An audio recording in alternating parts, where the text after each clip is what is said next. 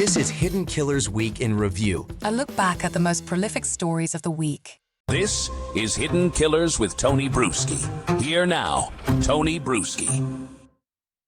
There's a moment in every high-profile murder case where the story stops being about guilt or innocence and starts being about power. And for Donna Adelson, that moment came long before the verdict, before the jury foreperson stood and said the word guilty. They didn't quite say it like that, but you know what I mean. It began the day she decided that control mattered more than conscience, that perception was worth more than truth, and that her family's will would always outweigh the law. Now convicted and serving life in a Florida state prison, Donna's new obsession is the only kind of control she has left. The appeal. It's like, the aristocrats, we're here.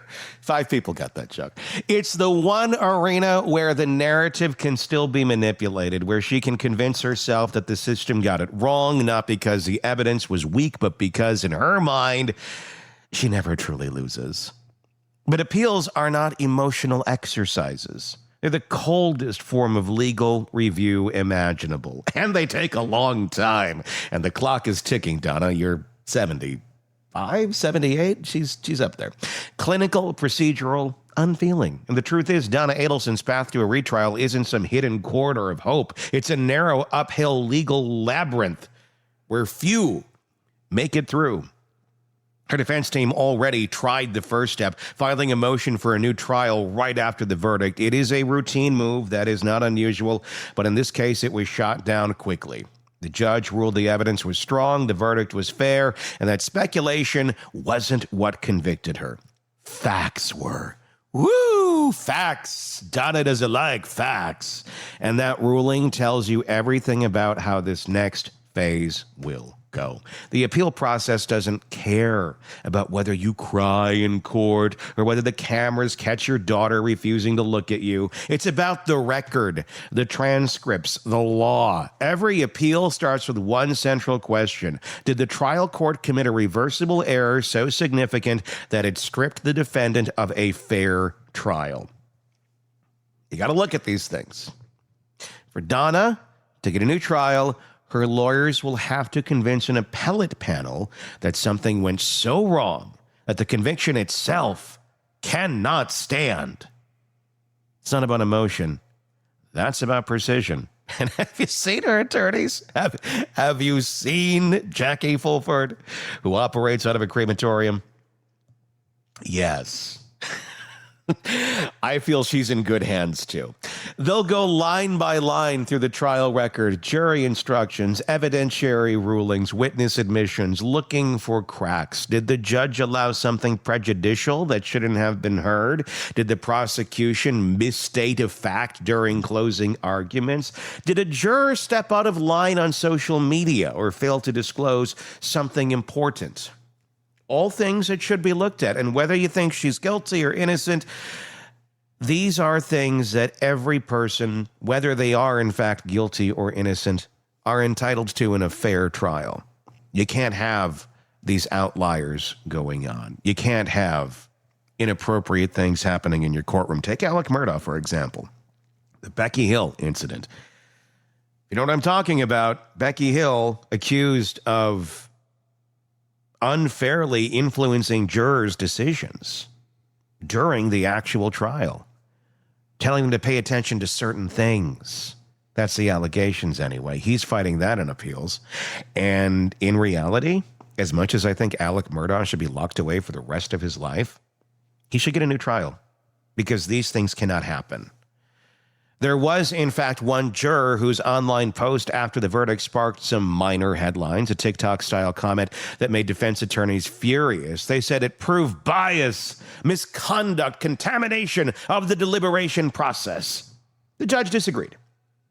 He ruled that whatever the juror said after the fact did not impact the fairness of the trial, and he's probably right.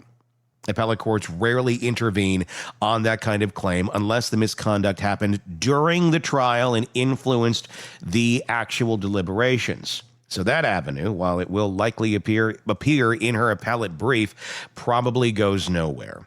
The defense will also revisit its core argument that there was no direct evidence Donna ever ordered Dan Markel's death. No wiretap where she says, do it. No text saying, this is the plan.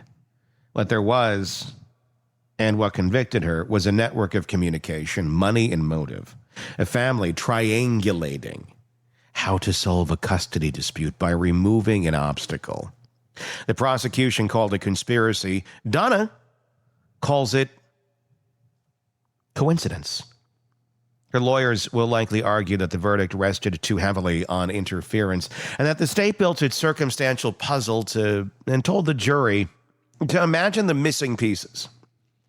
But appellate courts don't reweigh evidence. They don't sit down and ask, did the jury believe the right person? They ask, could a rational jury, given the evidence, have reached this verdict?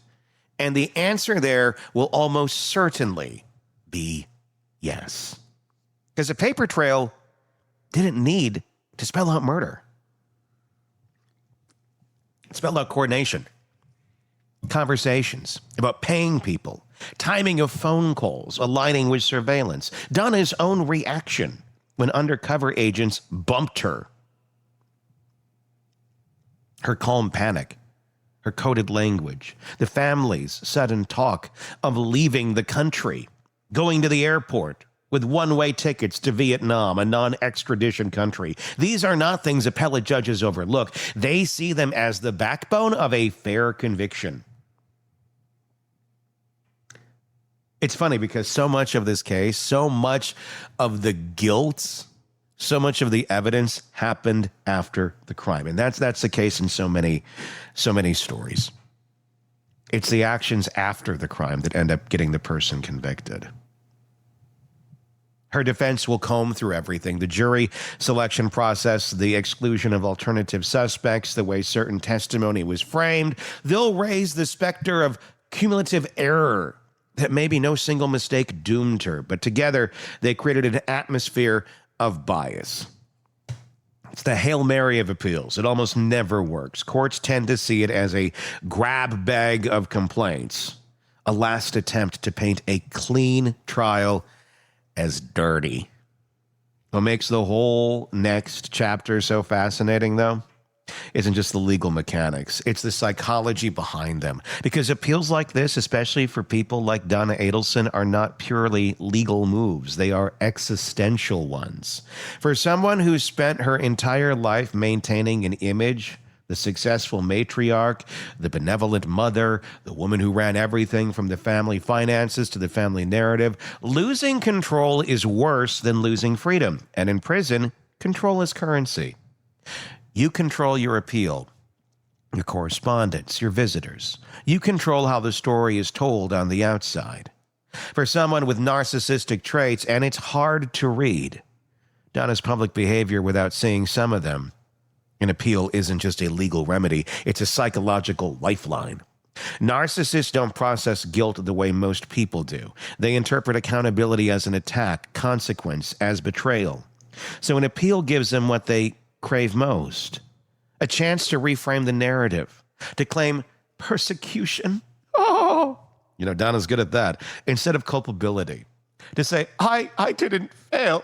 The system failed me, and so did all of you children, you horrible bastard. Okay, she didn't quite go there, but that is why her appeal, win or lose, will tell you as much about her psychology as it will about her legal strategy. The truth is, her legal odds are slim. Florida appellate courts are notoriously reluctant to overturn murder convictions unless the record shows blatant judicial error or constitutional violations. Her trial judge ran a tight courtroom. Her defense had every opportunity to argue its case, and the jury deliberated carefully before delivering its verdict. There's no sign of procedural chaos, just emotional fallout.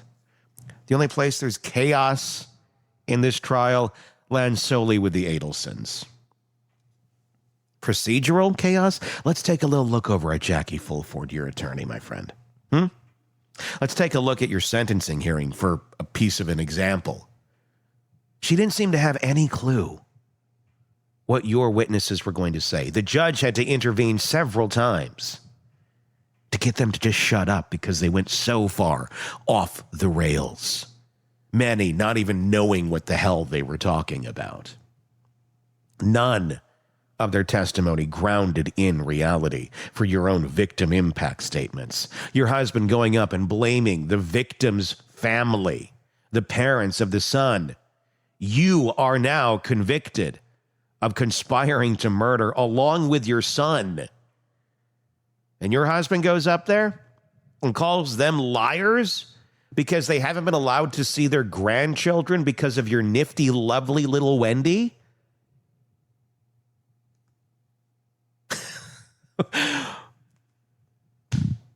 Aren't narcissists neat? That's all I can say. I mean, at the end of the day, you look at these people and you just go, what the hell is going on? And if you study narcissism and narcissists, you go, oh my God.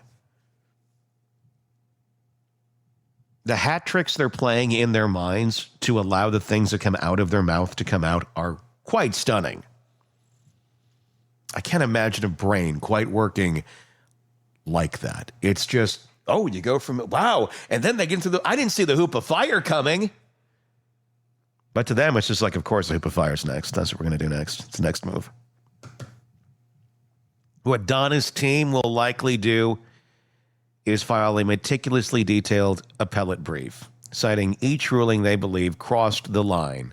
Maybe the judge's rejection of certain testimony or a perceived imbalance in how closing arguments were handled. They'll argue that jurors were swayed more by emotion than evidence, a risky angle considering that her own demeanor in court often radiated the very emotional coldness that alienate juries. She's mad because the emotions that she expelled in court, that she had to be called out for, didn't work. So you're going to argue that emotions came into play when you were overly emotional, clearly trying to influence the jury with your emotions, by emotions, to hit their emotions, that that's going to be an argument? Good idea. Let's see Jackie argue that one in the men's pantsuit that she bought from Ross. Because while the law doesn't judge personality, juries do. And Donna Adelson's courtroom behavior was a masterclass in controlled defiance. Eye rolls, whispered remarks that barely contained contempt for anyone who dared to hold her accountable. It wasn't what she said. It was that she couldn't stop showing that even in the face of overwhelming evidence, she still believed she was smarter than everyone else in the room. Appellate judges will see that too, not in her face this time, but in the tone of her filings. They'll see a woman still trying to litigate her image instead of her innocence. If she loses the appeal, which she very, very likely will, she can ask for a rehearing, petition the Florida Supreme Court, maybe even file a federal habeas claim claiming constitutional violations, and deliver it with banana bread. The same recipe that she would feed Danny because she loved him so much. Each step narrower, colder, and more remote than the last. Each one requiring her to face a reality that the world she built, the one where Adelsons never lose, no longer exists. Meanwhile, the rest of the family story continues unraveling. Her son Charlie is already in state prison for his role in the plot. Wendy, the daughter at the center of the custody war that sparked all of this, is still walking free, but under the kind of scrutiny that never really ends. Every public move she makes, every interview, every whisper of a new development, it all comes with the question, did she know more than she let on?